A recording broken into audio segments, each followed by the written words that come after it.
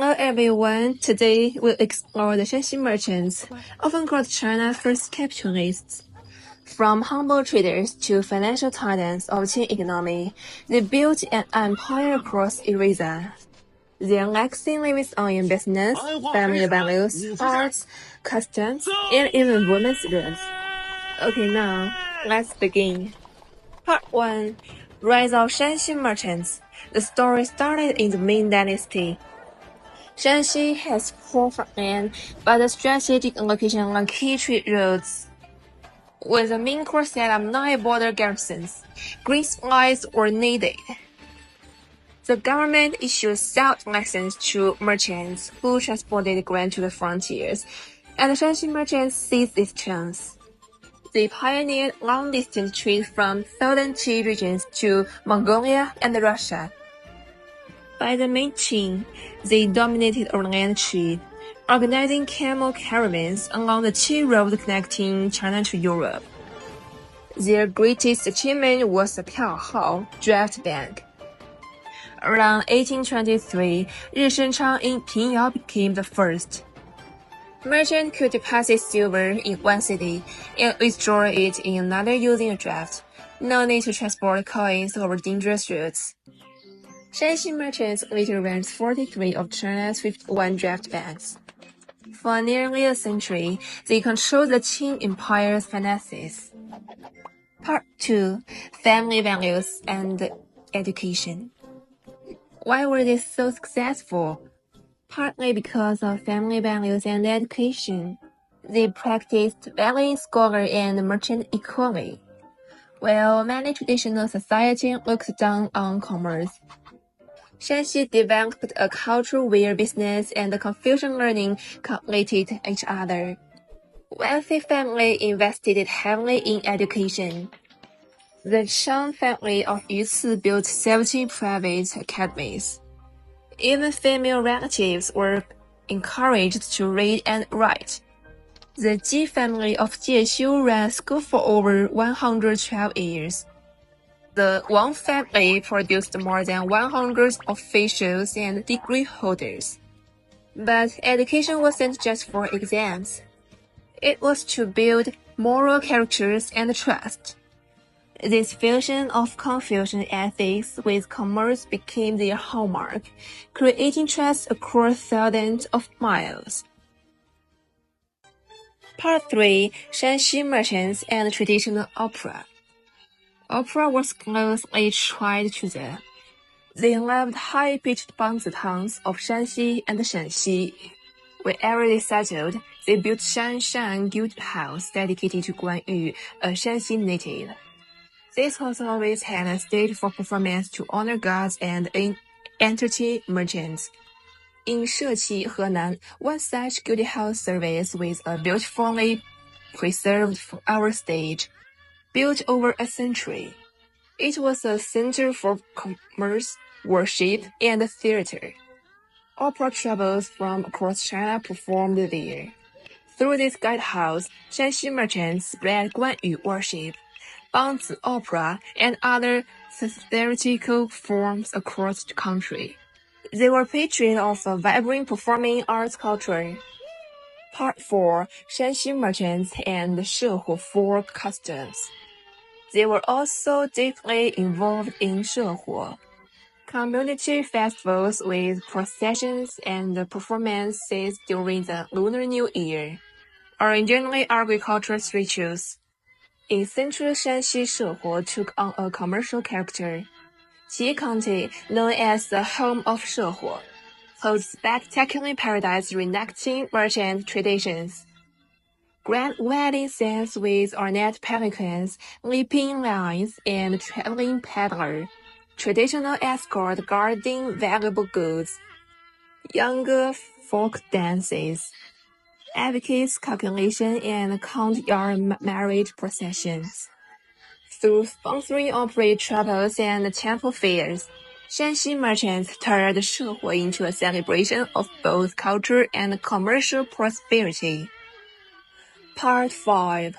Women in Shanxi merchants' families. Lady Ma, women's roles are often overlooked.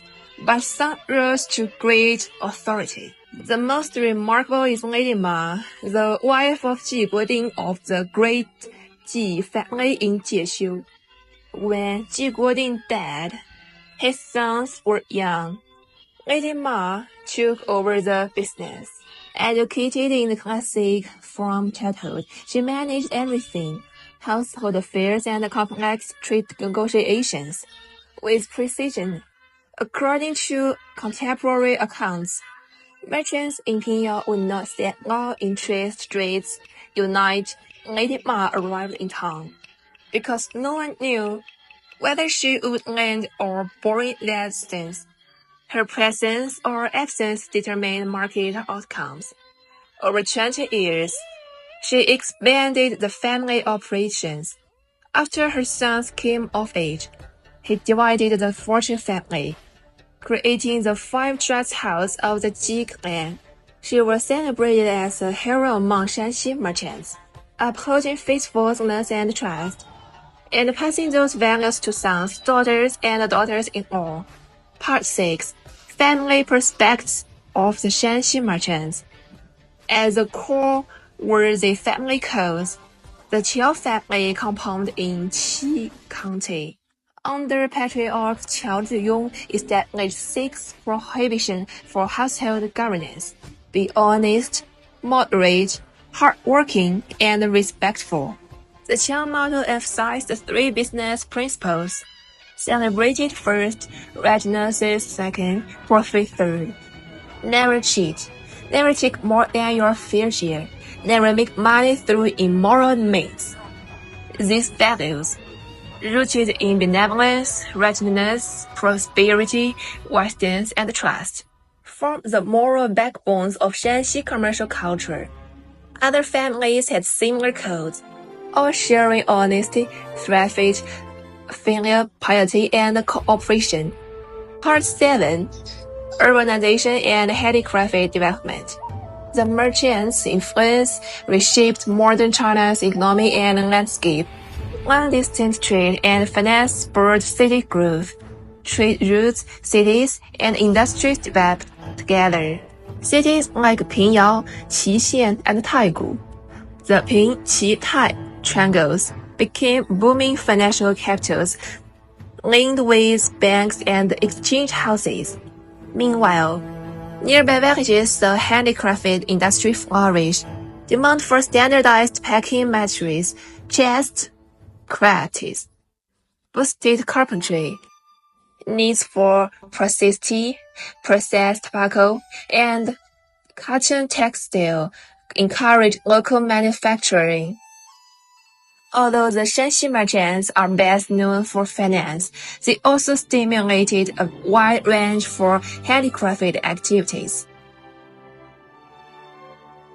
In the late Qing, modern banks and the decline of land trade led to the fall of Pianhao system.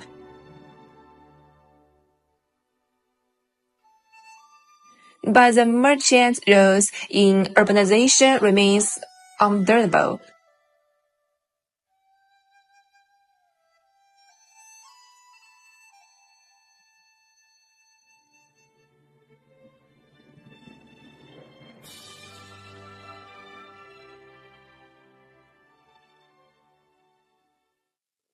Part 8. Legacy. What can we learn? First, ethical capitalists can succeed use trust, reputation, and family networks.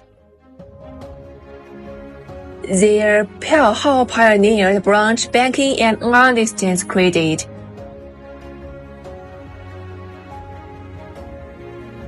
Second, heavy investment in education made intellectual cultivation and a pillar of success.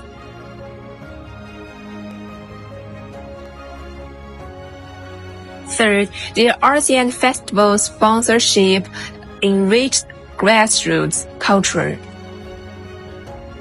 Fourth, Lady Ma shows that talented women could overcome barriers and lead major enterprises. Finally, their precept, Creative ethic before profit offers a moral compass for business leaders today. That concludes our overview. I hope this deepens your understanding of one of China's most fascinating merchant traditions. Thank you for watching. 人们先生，欢迎您乘坐本次列车，列车预计前方到站是太原南站。太原一定能率先克服成长痛，开启新的成长期，以一遇实际，创下中国经济光明论。你是在黑夜里，夜梦中最亮的星，请给我靠近你。